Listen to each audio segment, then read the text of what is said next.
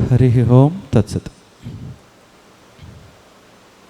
ಬ್ರಹ್ಮಾನಂದಂ ಪರಮಸುಖದಂ ಕೇವಲಂ ಜ್ಞಾನಮೂರ್ತಿಂ ದ್ವಂದ್ವಾತೀತಂ ಗಗನ ಸದೃಶಂ ತತ್ವಮಸ್ಯಾದಿಲಕ್ಷ್ಯಂ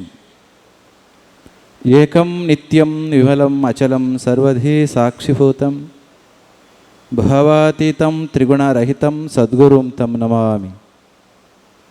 ಶ್ರೀ ವಿದ್ಯಾಂ ಜಗತಾಂ ಧಾತ್ರಿಂ ಸರ್ಗಸ್ಥಿತಿಲಯೇಶ್ವರೀಂ ನಮಾಮಿ ಲಲಿತಾಂ ನಿತ್ಯ ಮಹಾತ್ರಿಪುರಸುಂದರಿ.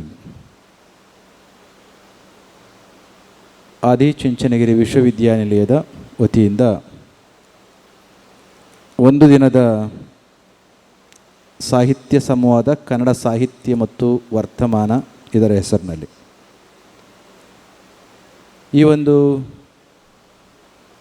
ಅರ್ಥಪೂರ್ಣವಾದಂಥ ಸಾಹಿತ್ಯ ಸಂವಾದದ ಈ ಪವಿತ್ರ ಕಾರ್ಯಕ್ರಮದಲ್ಲಿ ವಾಗ್ದೇವಿ ತಾಯಿ ಶಾರದೆಯನ್ನು ಸ್ಮರಿಸಿ ನಮ್ಮೆಲ್ಲರ ಆರಾಧ್ಯ ದೈವ ಯುಗಯೋಗಿ ಪದ್ಮಭೂಷಣ ಜಗದ್ಗುರು ಡಾಕ್ಟರ್ ಶ್ರೀ ಬಾಲಗಂಗಾಧರನಾಥ ಮಹಾಸ್ವಾಮೀಜಿಯವರ ದಿವ್ಯ ಚೇತನಕ್ಕೆ ಮನಸ ನಮಿಸಿ ಇಂದಿನ ಈ ಕಾರ್ಯಕ್ರಮದ ಮುಖ್ಯ ಅತಿಥಿಗಳಾಗಿ ಭಾಗವಹಿಸಿ ಕಾರ್ಯಕ್ರಮವನ್ನು ಉದ್ಘಾಟಿಸಿಕೊಟ್ಟಂಥ ವಿಶ್ರಾಂತ ಕುಲಪತಿಗಳಾಗಿ ಪ್ರಸ್ತುತ ಕನ್ನಡ ಜಾನಪದ ಪರಿಷತ್ತಿನ ಅಧ್ಯಕ್ಷರಾಗಿರ್ತಕ್ಕಂಥ ಡಾಕ್ಟರ್ ಹಿ.ಚಿ. ಬೋರ್ಲಿಂಗಯ್ಯನವರ ಉಪಸ್ಥಿತಿ ಇದೆ. ನಾಡಿನ ಹಿರಿಯ ಸಾಹಿತಿ, ರಾಗ ಎಂದೇ ಪ್ರಸಿದ್ಧರಾಗಿರ್ತಕ್ಕಂಥ ರಾಮೇಗೌಡರು ಇದ್ದಾರೆ. ಪ್ರಾಸ್ತಾವಿಕ ನುಡಿಗಳನ್ನು ಹೇಳಿ ಸರ್ವರನ್ನು ಕೂಡ ಸ್ವಾಗತಿಸಿದ ನಾಡಿನ ಚಿಂತಕ, ವಿಶ್ವದೆಲ್ಲೆಡೆ ಕನ್ನಡ ಸಾಹಿತ್ಯವನ್ನು, ಜ್ಞಾನವನ್ನು, ಕನ್ನಡ ಪ್ರಜ್ಞೆಯನ್ನು ಜನಮಾನಸಕ್ಕೆ ತಿಳಿಸ್ತಕ್ಕಂಥ ಕೆಲಸವನ್ನು ಕಳೆದ ಹಲವಾರು ದಶಕಗಳಿಂದ ಮಾಡ್ತಾ ಬಂದಿರತಕ್ಕಂಥ ಪ್ರೀತಿಯ ಪ್ರೊಫೆಸರ್ ಕೃಷ್ಣೇಗೌಡ್ರೆ, vice chancellor of the university, ವಿಶ್ವವಿದ್ಯಾನಿಲಯದ ಕುಲಪತಿಗಳಾದ ಶ್ರೀಧರ್ ಅವರೇ, ವೇದಿಕೆಯಲ್ಲಿ ಕೆಳಗಡೆ ಭಾಳಷ್ಟು ಜನ ಕವಿಗಳು, ಸಾಹಿತಿಗಳು, ಬರಹಗಾರರು ತಾವೆಲ್ಲರೂ ಕೂಡ ಕೊಡ್ತಿದ್ದೀರಿ. ಸಭೆಯ ಮತ್ತು ಕಾರ್ಯಕ್ರಮದ ವಿಧಿವಿಧಾನದ ಪ್ರಕಾರ ತಾವೆಲ್ಲರೂ ಕೂಡ ಸಂದರ್ಭ ಬಂದಾಗ ತಮ್ಮ ಭಾವನೆಗಳನ್ನು ಹಂಚಿಕೊಳ್ಳೋರು ಇರೋದರಿಂದ ಕಾರ್ಯಕ್ರಮ ಸ್ವಲ್ಪ ತಡವಾಗಿ ಪ್ರಾರಂಭ ಆದದ್ರಿಂದ ಆದಷ್ಟು ಬೇಗ ಮುಗಿಸಿ ನಾವೆಲ್ಲರೂ ಕೂಡ ಕೆಳಗಡೆ ಬಂದು ನಿಮ್ಮಗಳಿಗೆ ವೇದಿಕೆಯನ್ನು ತೆರವು ಮಾಡಿಕೊಡಬೇಕಾಗಿದೆ. ನಿಮ್ಮೆಲ್ಲರನ್ನು ಕೂಡ ಈ ಕಾರ್ಯಕ್ರಮಕ್ಕೆ ಸ್ವಾಗತಿಸಿ ಪ್ರೀತಿಯ ಆಧುನಿಕ ಕಾಲದ ಮಕ್ಕಳು, ವಿದ್ಯಾರ್ಥಿಗಳು, ವಿದ್ಯಾರ್ಥಿನಿಯರು ಇಲ್ಲಿದ್ದಾರೆ. ಆಸ್ತಿಕ ಸದ್ಭಕ್ತರು ತಾವು ಇದ್ದೀರಿ. ಪತ್ರಿಕಾ ಮಾಧ್ಯಮ ಬಂಧುಗಳು ಇಲ್ಲಿದ್ದೀರಿ. ಬಂದಂಥ ಎಲ್ಲ ಆಸ್ತಿಕ ಮಹಾಶಯರೇ, ಕಾರ್ಯಕ್ರಮದ ಉದ್ಘಾಟನೆಯಾಗಿದೆ. ಈಗ ಮುಂದಿನ ಗೋಷ್ಠಿ ಪ್ರಾರಂಭ ಆಗಬೇಕಾಗಿದೆ. ಕನ್ನಡದ ಸಾಹಿತ್ಯ ಮತ್ತು ಅದರ ವರ್ತಮಾನದ ಸ್ಥಿತಿ ಒಂದು ಸಂವಾದ ಸಾಹಿತ್ಯಾತ್ಮಕವಾಗಿ ಪ್ರೊಫೆಸರ್ ಕೃಷ್ಣೇಗೌಡರು ಹಲವಾರು ವಿಚಾರಗಳನ್ನು ಪ್ರಸ್ತಾಪ ಮಾಡಿದ್ದಾರೆ. ಸಾಹಿತ್ಯ ಅಂತಕ್ಕಂತಹದ್ದು ನನಗೆ ಅನಿಸೋದು ಸದಾ ಕಾಲದಲ್ಲಿ ಆಧುನಿಕವಾಗಿರ್ತಕ್ಕಂಥ ವಿಜ್ಞಾನಕ್ಕೂ ಅಥವಾ ಆಧುನಿಕ ಕಾಲದ ಜ್ಞಾನಕ್ಕೂ ಮತ್ತು ನಮ್ಮ ಹಿಂದೆ ಇರ್ತಕ್ಕಂಥ ತಾವು ಹೇಳಿದಾಗೆ ಒಂದು ಮೆಟಾಫಿಸಿಕಲ್ ನಾಲೆಡ್ಜ್ಗೂ ಒಂದು ಕೊಂಡಿಯ ಹಾಗೆ, ಒಂದು ಸೇತುವೆಯಾಗಿ ಕೆಲಸವನ್ನು ಮಾಡ್ತಾ ಇರ್ತಕ್ಕಂಥದ್ದು. ನಮ್ಮ ಒಳಗಡೆನೇ ಹಲವಾರು ಆಯಾಮಗಳು ನಮ್ಮ ಬದುಕಿನಲ್ಲಿದ್ದಾವೆ.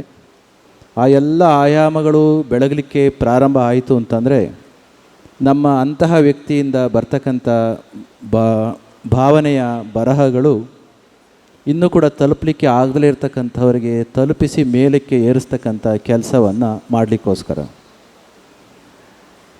ವಿಲಿಯಂ ಬ್ಲೇಕ್ ಯಾರೋ ಒಂದು ಮಾತನ್ನು ಹೇಳಿದ್ದು ನನಗೆ ನೆನಪುಂಟು.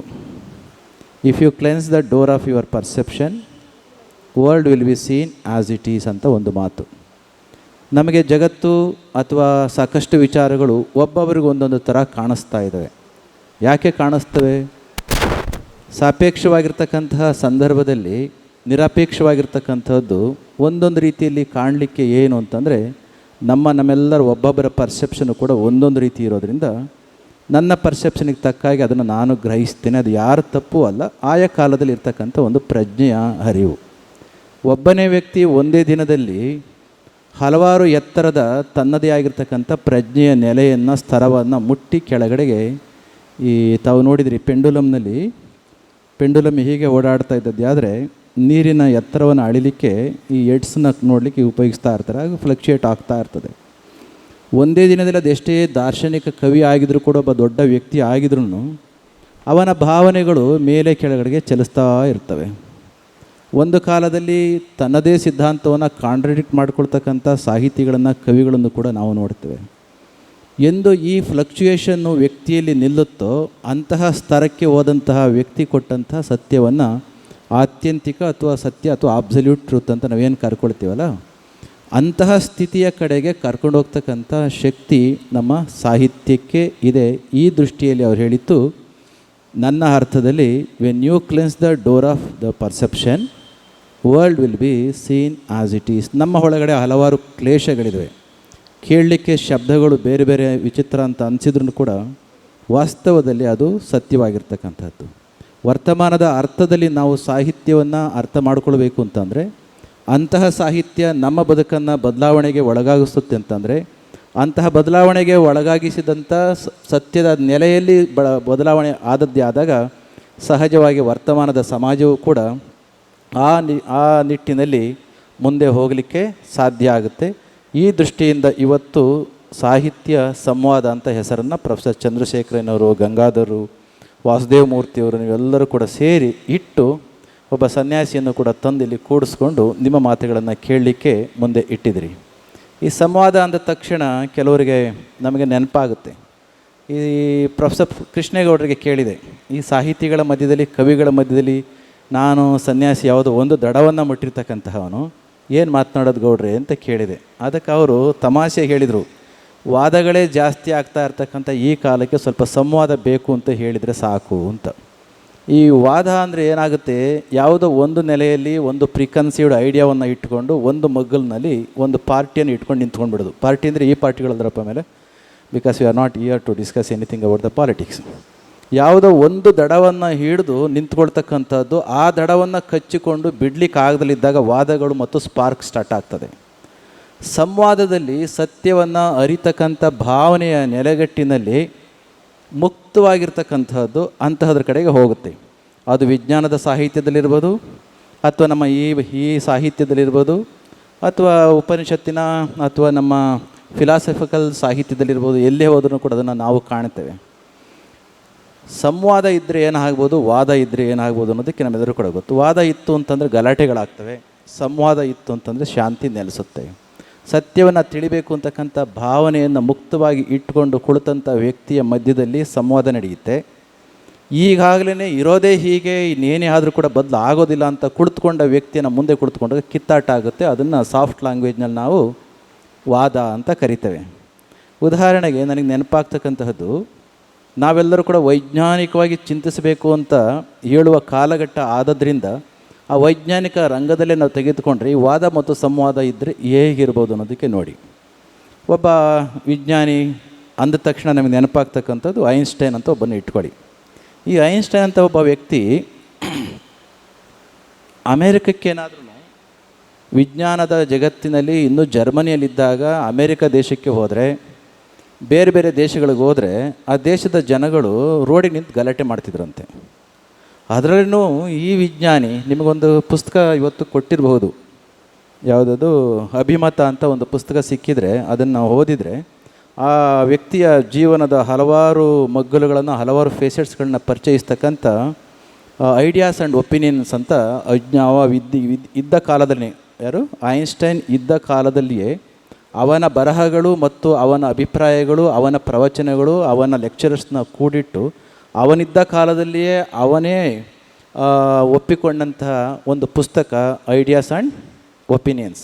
ಇತ್ತೀಚೆಗೆ ನಮ್ಮ ಪ್ರೊಫೆಸರ್ ಚಂದ್ರಶೇಖರನವರು, ವಾಸುದೇವ ಮೂರ್ತಿಯವರು ಇಬ್ಬರು ಸೇರಿಕೊಂಡು ವಿಶ್ವವಿದ್ಯಾಲಯದ ಮುಖಾಂತರ ಅದನ್ನು ಭಾಷಾಂತರವನ್ನು ಮಾಡಿ ಈಗ ಅದನ್ನು ಕನ್ನಡದಲ್ಲಿ ಬಂದಿರೋದನ್ನ ಅದು ಓದಲಿಕ್ಕೆ ಅವಕಾಶ ಇದೆ. ಇದರ ಹೊರತಾಗಿ ಆಯಾ ವಿಚಾರಗಳಿಗೆ ಬೇರೆ ಎಲ್ಲಾದರೂ ಕೂಡ ಬಂದದ್ದೇ ಆದರೆ ಅದು ಸ್ವಲ್ಪ ಡಿಸ್ಟಾರ್ಟೆಡ್ ಟ್ರುತ್ ಅಂತ ನಾವು ಹೇಳಲಿಕ್ಕೂ ಕೂಡ, ಟ್ರುತ್ಗೆ ಡಿಸ್ಟಾರ್ಟ್ ಆಗಬಾರ್ದು, ಆದರೆ ಡಿಸ್ಟಾರ್ಟೆಡ್ ಫ್ಯಾಕ್ಟ್ಸ್ ಅಂತ ನಾವು ತಿಳ್ಕೊಳ್ಬೇಕಾಗ್ತದೆ. ಆ ವಿಜ್ಞಾನಿ ಅಮೇರಿಕಾ ದೇಶಕ್ಕೆ ಹೋದಾಗ ಅಲ್ಲಿಯ ಹೆಣ್ಣುಮಕ್ಕಳು ರೋಡಿಗೆ ನಿಂತು ಗಲಾಟೆ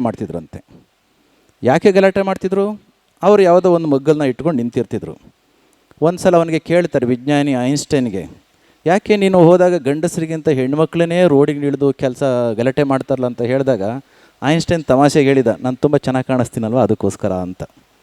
ಮುಂದೆ ಕಾಲ ಬದಲಾಯಿತು. ಇನ್ನೊಂದು ಘಟನೆ, ಒಂದು ಸಲ ಐನ್ಸ್ಟೈನ್ ಏನೋ ಒಂದು ವಿಚಾರವನ್ನು ಹೇಳ್ದ. ಇಡೀ ಬ್ರಿಟಿಷ್ನವರು ಇಂಗ್ಲೆಂಡ್ನವರು ಎಲ್ಲ ರೋಡ್ಗಿಳಿದು ಗಲಾಟೆ ಮಾಡಿದರು. ಯಾಕೆ? ಸರ್ ಐಸಾಕ್ ನ್ಯೂಟನ್ ಅಂತಕ್ಕಂಥವನು ಆ ದೇಶಕ್ಕೆ ಸೇರಿದವನು. ಯಾವ ದೇಶಕ್ಕೆ? ಯುನೈಟೆಡ್ ಕಿಂಗ್ಡಮ್ಗೆ ಸೇರಿದವನು. ಆ ದೇಶಕ್ಕೆ ಸೇರಿದವನು ಆಗಿರೋದ್ರಿಂದ ಅವ ಹೇಳಿದ ಮಾತುಗಳನ್ನು